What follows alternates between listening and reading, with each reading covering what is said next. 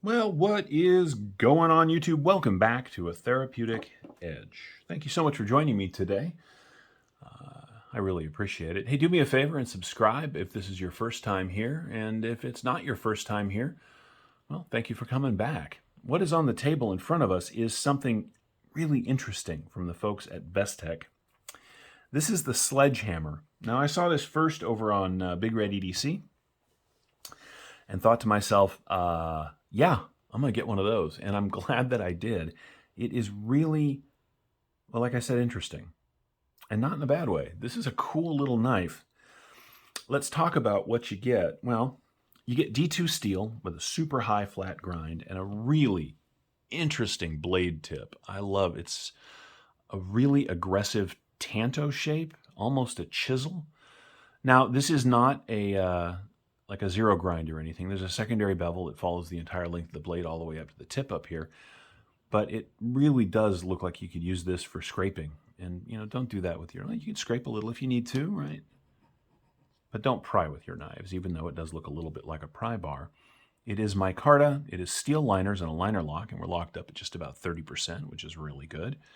It has a stamped steel deep carry clip. Unfortunately, it does not have countersunk screws, which is a little annoying, but, it has a free spinning, this doesn't move. I have another Bestech where the little lanyard tube in the back spins, but as you can see, there's a spot for a lanyard right there. The construction is super simple. 2 screws in the back, 2 screws in the back, 2 for the pocket clip on this side. It is not reversible, so no lefty love here. Single pivot. There is a pivot that is the single connection point at the front of the knife. Single pivot. And 2 back spacers, right? I love these things. I love barrel spacers. I think they look really cool. Now, I can't show you because I'm just not set up to do it, but these steel liners are milled out to do a little weight reduction. I love the thumb studs on this knife. I really do. They're not particularly attractive, but they are interesting looking.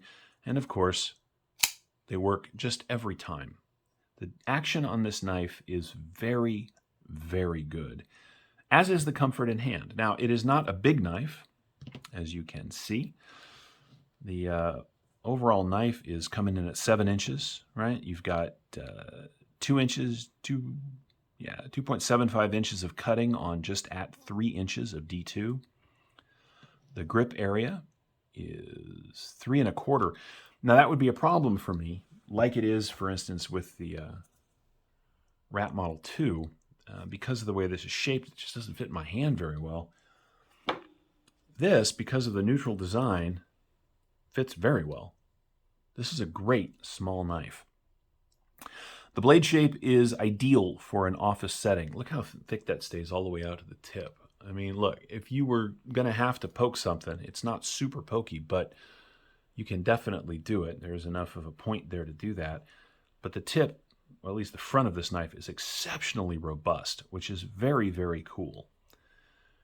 The edge comes right to where you want it to at the bottom of the plunge grind. There is no smile. The folks at Bestech know how to put a grind on a knife. I will say that. This is a satin finish. You can see a little bit of the grind lines coming down from the top of the knife this way. There is a tiny little flat that stops right about here. The rest of it is entirely flat ground, and so it comes down to a very thin edge because it is not a terrifically thick chunk of D2. The action, little bounce there, is very, very good. Let's see if I can fail it. Oh, that was so soft. It still didn't fail. They really have the detent dialed in nicely. The knife itself is attractive without being too much. I mean, from here it looks like almost any other pocket knife.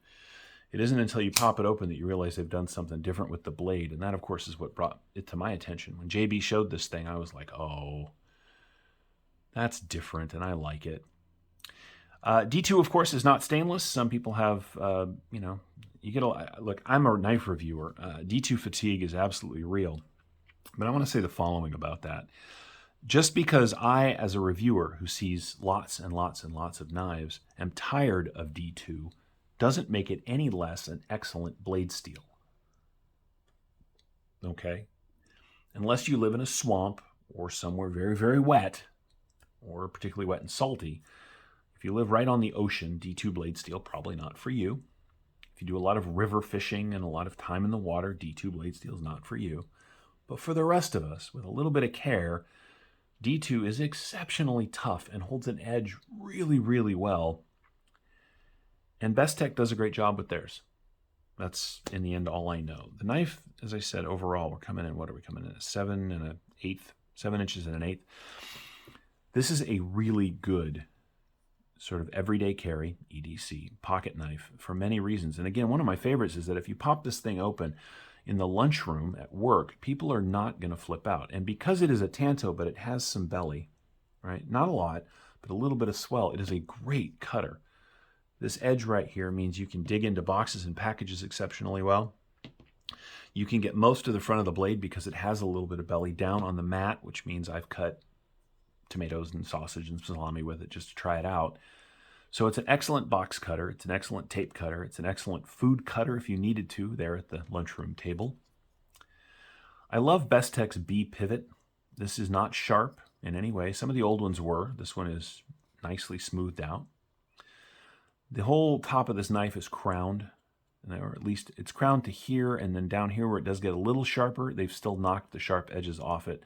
In fact, there are no sharp edges on this knife anywhere except right where you want it.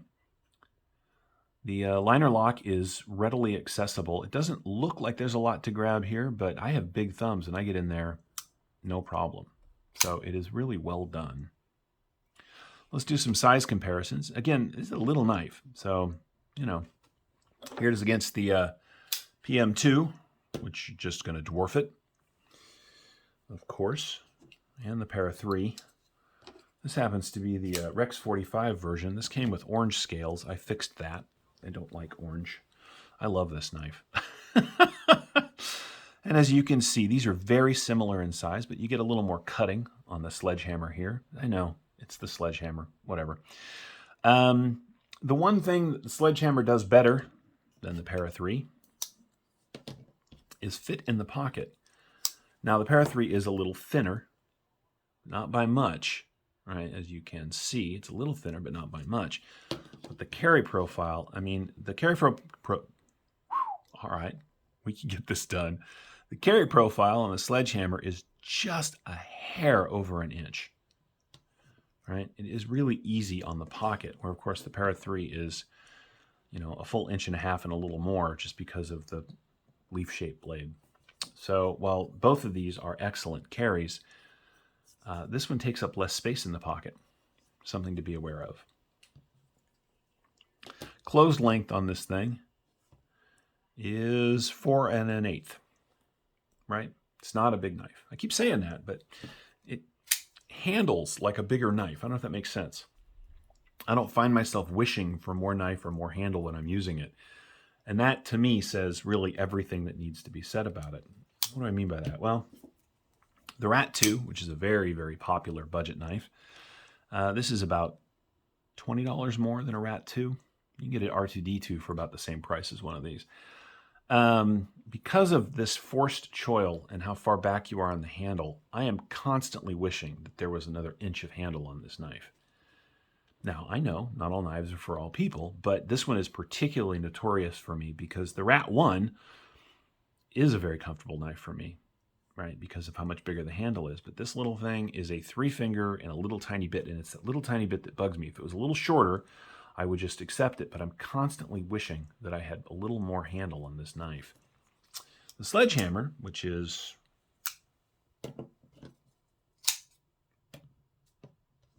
right, very similar, is simply more comfortable in hand if you've got full-size hands like I do.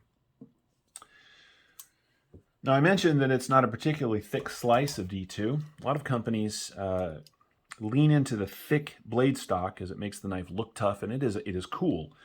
But because they didn't, this one stays a very nice slicer. So we are at 124 thousandths, which is about 3.15, 3.16 millimeters of blade steel. The handle itself at its thickest point is 12.7, which is just a hair over a ½ inch. And because it's just under an inch tall, it's basically a rectangle. And I like that kind of neutral handle. If you guys have watched my channel at all, you'll know that. Now, you can come forward a little bit here if you want to, if you're working way up here, but man, you're going to want it. This is not a finger choil. Don't mistake it for one. But, if you really needed to get up close on stuff, you can put some pressure here and hold on to the knife. But you're very, very close to the blade, so please be careful if you're going to do that. I don't have a lot of Bestech stuff anymore. I've got the Todd Knife and Tool Exploit and a couple of others in my collection. But this one, because it looks like such a traditional pocket knife, closed, and has a fair amount of style because of the blade shape open, absolutely caught my eye. And I think that it is worth a look from you as well. These are still available. They're out there in the world. I'm not going to put a link. If you want one, you can go find one. Just because any shop, White Mountain Knives, Blade HQ, so on and so forth, and the beat goes on, will have them. So feel free to check them out at your leisure. And that's where we're going to go ahead and, should we weigh it? All right, let's weigh it. I know. I always forget this point. It's because I don't really care. And I mean that without malice. I carry heavy knives, so anything that's less than about 8 ounces is not really a big deal for me. Come on now, there we go.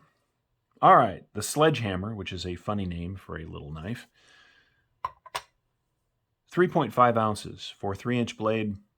Steel liners, all this micarta. Yeah, that makes perfect sense. Not an unusual weight. It's not an ultralight. I mean, it's not the, the ultralight Para 3 here, which comes in at 2.5. So, but that's what this knife is made for. This, a little less so. Anyway, that's where we're going to leave it. The Bestech Sledgehammer is a budget knife.